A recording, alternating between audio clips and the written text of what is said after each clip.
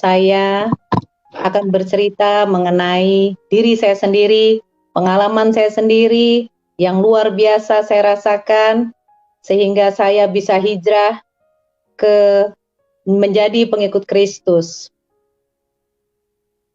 Jadi saya berasal dari keluarga Muslim, bapak ibu saya seorang Muslim, dan bapak saya juga, ibu saya sudah seorang haji juga, dan saya tahun 2008 juga sudah berhaji. Saya adalah seorang Muslim dulu, adalah seorang Muslim yang taat. Jadi saya tidak pernah meninggalkan sholat 5 waktu kecuali dalam berhalangan seorang wanita, dan saya pun juga menjalani semua yang diperintahkan dalam agama Islam, seperti puasa, sholat wajib, sholat sunat, bahkan tahajud setiap malam. Semua waktu kalau bisa saya kerjakan, nggak bisa pun saya ada istilahnya berjamaah, artinya dibayar, semua saya kerjakan. Jadi sebisa mungkin saya berjalan di dalam Tuhan pada saat itu. Nah, tahun 2000, akhir 2014, Desember 2014, saya menikah dengan pria yang sekarang jadi suami saya. Beliau beragama Kristen. Kami menikah beda agama di Singapura, karena negara Singapura menerima pernikahan beda agama. Nah, kecuali itu juga ada juga di Australia, tetapi kami pilih di Singapura karena lebih dekat, tentunya juga biayanya juga lebih murah daripada harus ke Australia. Akhir kata kami menikahlah di Singapura dengan pendeta pada saat itu dipilih oleh ROM. ROM itu adalah ROM itu Registered of Marriage. Nah, di Singapura. Jadi dia yang menentukan pendetanya pada saat itu yang memberkati pernikahan kami. Nah, setelah menikah semuanya berjalan dengan baik. Kami melakukan registrasi juga di Indonesia sehingga sertifikat pernikahan kami diterima di sana. Semuanya berjalan dengan baik, walaupun pada saat itu keluarga dari pihak suami menyarankan alangkah baiknya kalau kamu bisa ikut suamimu, alangkah indahnya katanya kalau kalian tuh bisa pergi ke gereja bareng, katanya gitu.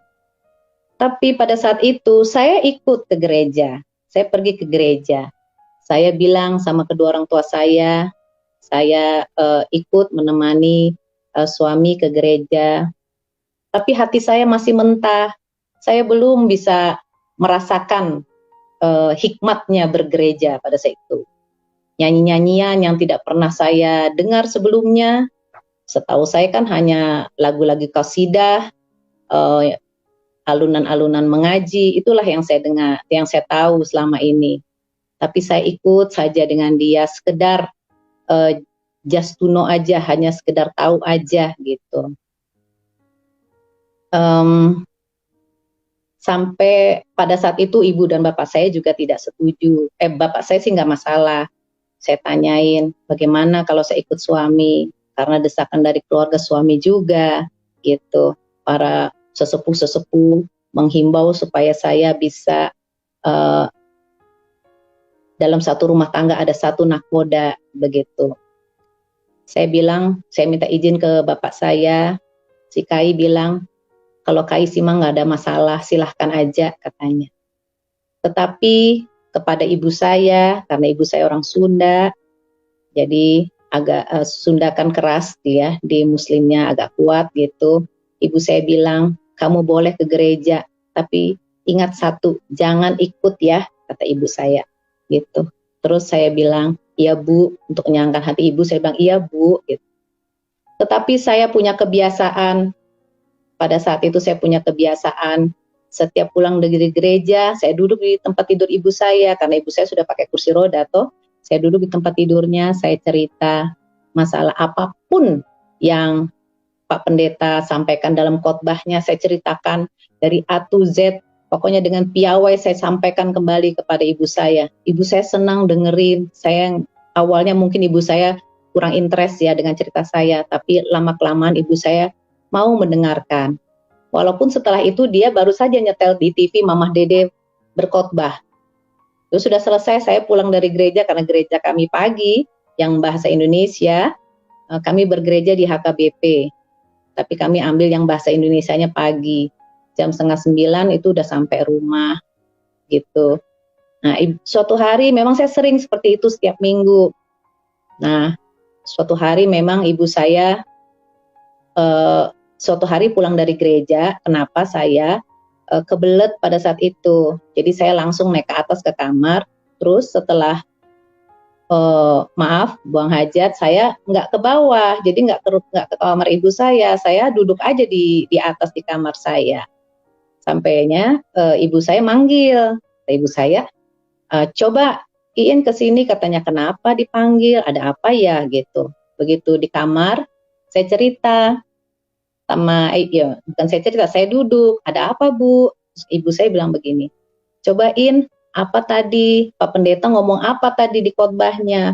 Aduh, langsung luluh hati saya. Terima kasih Tuhan, ini awal yang baik. Saya pikir ibu saya ini sudah mengizinkan saya untuk boleh ikut ke suami saya, ikut dengan suami saya menjadi Kristen. Nah, sampai tanggal Juli tanggal 27 Juli 2015 itu saya dihadati. Artinya saya diberi marga oleh keluarga suami dan saya dibaptis. Dibaptis pada saat itu.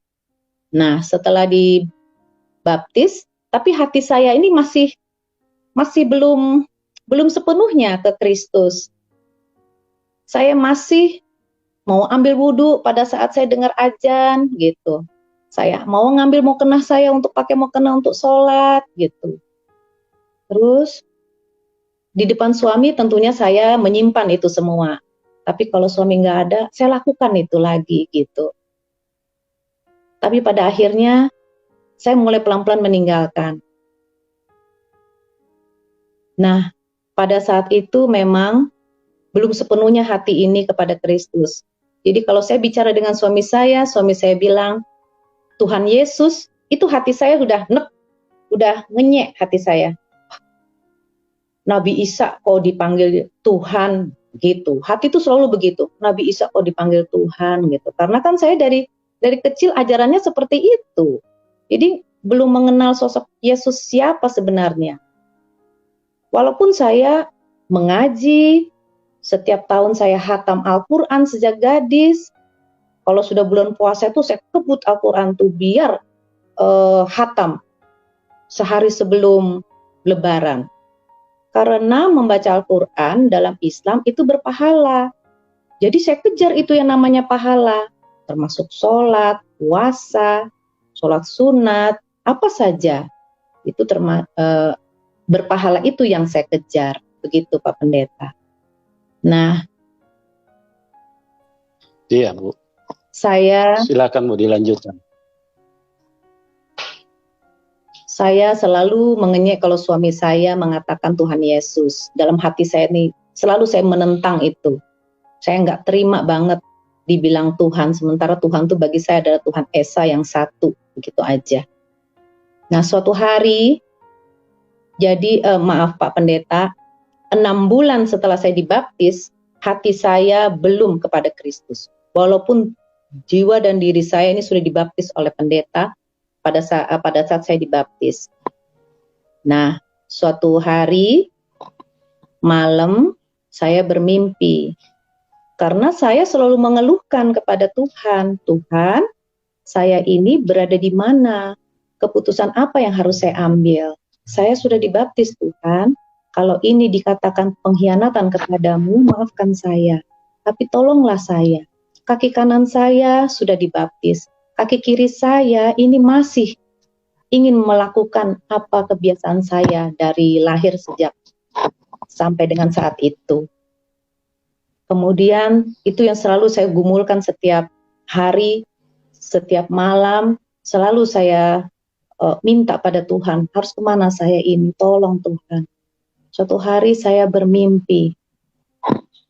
Dalam mimpi itu, di ruangan yang gelap, saya berdua dengan seseorang yang saya melihat wajahnya.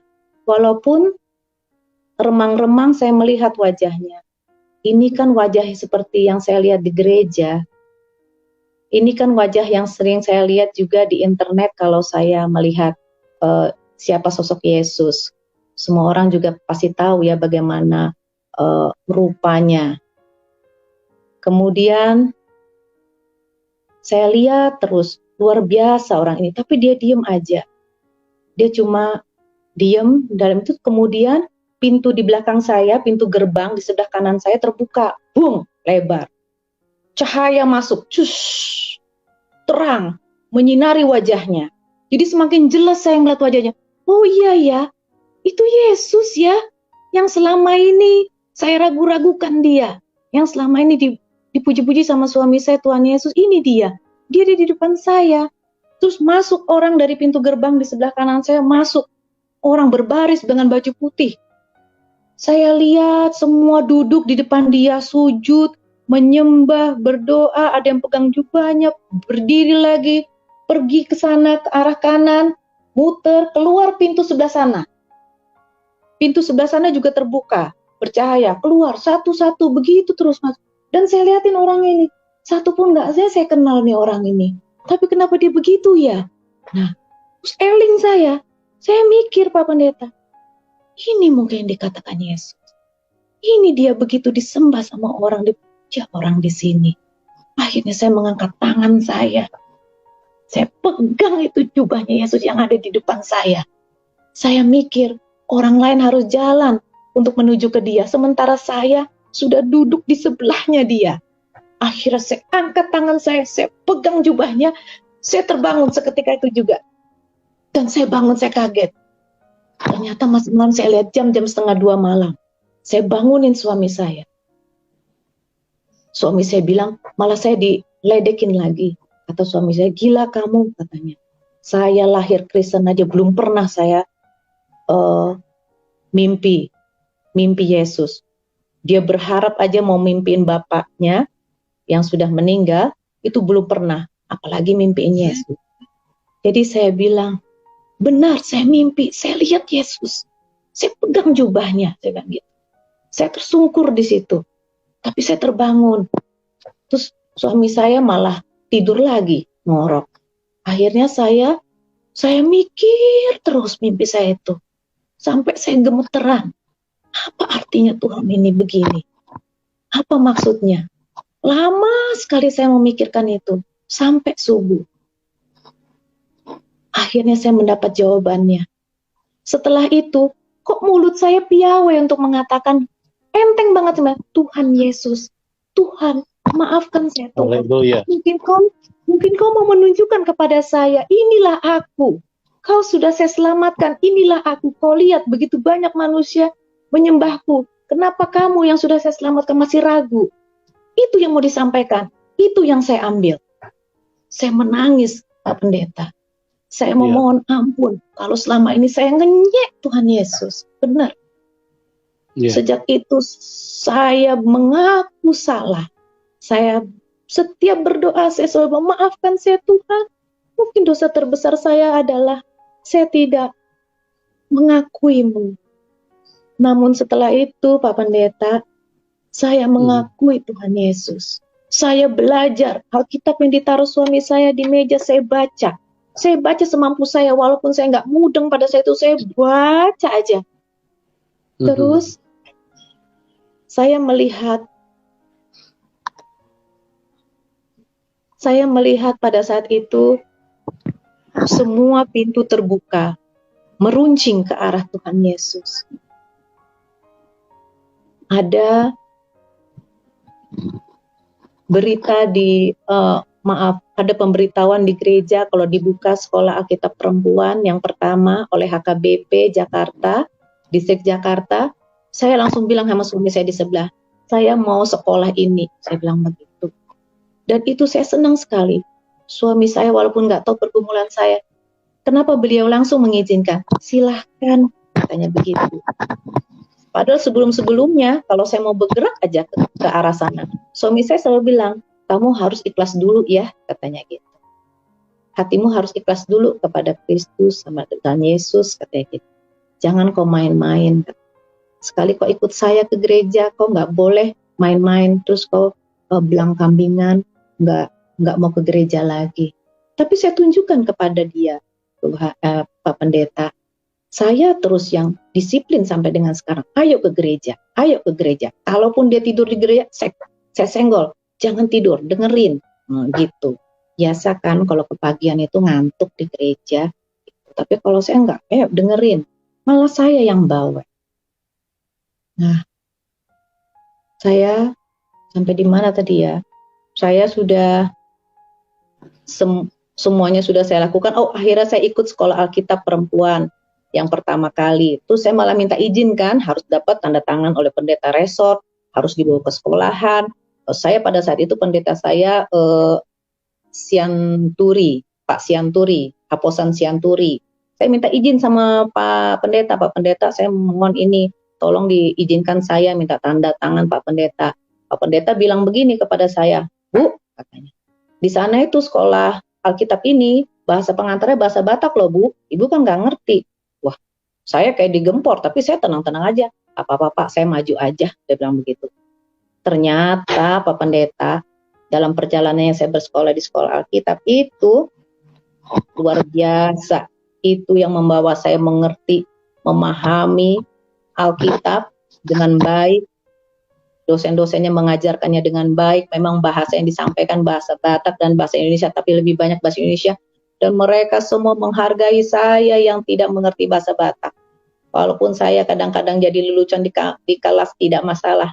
Yang penting saya mau cari itu makna ilmu mengenai Tuhan Yesus. Sampai sekarang, dan di tahun pertama saya sekolah di sana, puji Tuhan saya mendapat peringkat terbaik pada saat itu. Itu juga berkat Pendeta Kotler pada saat itu yang memperkenalkan saya sehingga saya dapat bersaksi, dipanggil oleh Pak Preses, Pak Pendeta Midian Sirait. Saya dipanggil ke depan dan saya cerita dengan piawai semua kesaksian saya. Saya berasal dari Muslim, saya beralih, saya murtad dari Muslim, saya masuk Kristen. Itu karena saya ditegur oleh Tuhan Yesus, saya mimpi ketemu beliau, 180 derajat saya berubah. Dan saya tunjukkan kalau dulu saya adalah Muslim yang taat, sekarang pun saya adalah Kristiani yang taat. Haleluya. Sampai dengan sekarang. Tahun 2000 saya sekolah kitab sampai 2019, saya tamat dari sana 3 tahun, dan kemudian saya lanjutkan lagi sekolah. Saya juga minta izin dengan suami, dan suami saya senang sekali. Saya ambil lagi sekolah teologi di STT Periago saat ini. Tahun depan diharapkan sudah selesai. Saya bersyukur sekali, pendeta, semua meruncing ke arah Tuhan. Boleh orang mengatakan apa saja mengenai saya, karena saya murtad. Tapi semua saya jalani, dan tidak satu pun ada yang terjadi pada diri saya. Karena saya yakin saya berjalan di jalan Tuhan. Saya hidup bersama Tuhan, maka saya dilindungi oleh Tuhan.